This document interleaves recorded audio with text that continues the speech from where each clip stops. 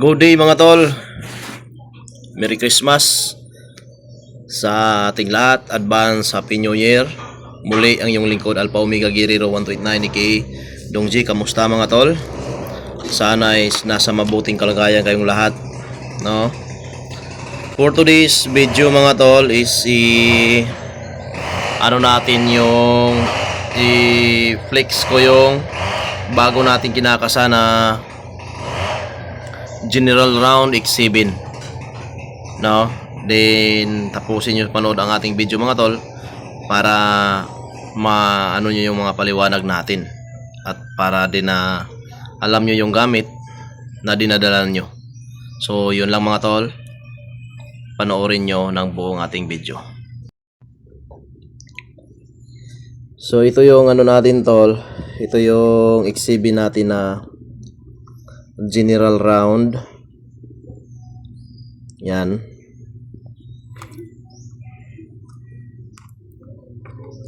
Pangkalahatang depensa yan mga tol. Spiritual material. Then yung sa garapan natin na yung sa garapan natin na General Round, yun yung original talaga tol na kasahan sa General Round, no? Pero ngayon pina-reduce natin yung mga formula para makarga sa X7. Yes mga tol. Pangkalahatan, lalong-lalo na tol sa mga black magic, siyempre. Depensa ito talaga sa mga black magic. Mga kulam or mga yung barang, palipad hangin, sa mga buyag or yung bati, tapik, lalong-lalo na. At siyempre sa mga lason, palatay, or sa mga laso na idaan sa mga pagkain, no? Siyempre sa physical, depensa rin ito. Lalong-lalo na sa mga deadly weapon. Baril man yan, kung patalim, depensa ito mga tol. Then pamoy-poy, panaktakan, siyempre nandito na lahat mga tol dahil ito nga ay General Round, pero sinasabi lang natin. Sumpa, sumbalik o rebuelta, nandito lahat na. Then pampalubag-loob, nandito na rin. Pamigil, panlios sa mga, halimbawa may mga tao mga tol na hindi maganda yung intention sa iyo, maghanap sa hindi maganda yung intention. Ang mangyayari diyan tol is magkalios lang kayo, panlios, balios, hindi kayo magtagpo. Din may lihis, tagulilong, siyempre kabal, lalong-lalo na, at saka yung kabal sa panit, unod, kusog, at saka buto. Yes mga tol.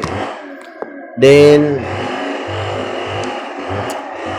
maliit lang ito tol dahil X7 lang, no? So pwede nyo lang ikarga sa nyo, sa mga pantalon nyo, sa mga, kahit sa mga pocket ng pantalon nyo, or maganda rin na anuhan nyo na lang sa pouch. Pwede rin pouch or talian siya mismo, pwede rin i-direct ihabak. Then ready to use mga tol, ganun pa rin, ready to use.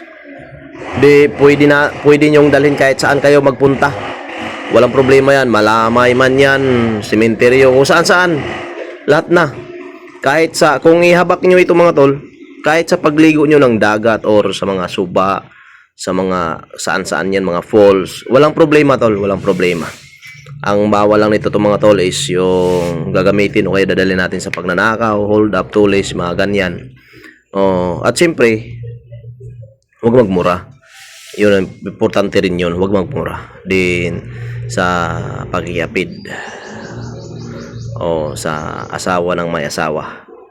So bawal yun, no? So yun lang mga tol. So sa mga interesado, magtawag lang kayo sa akin sa contact number nasa description, or mag-message kayo directly sa ating Facebook page, Mr. Nice Guy TV. So yun lang mga tol, God bless sa ating lahat. Then, Merry Christmas, advance, Happy New Year. God bless.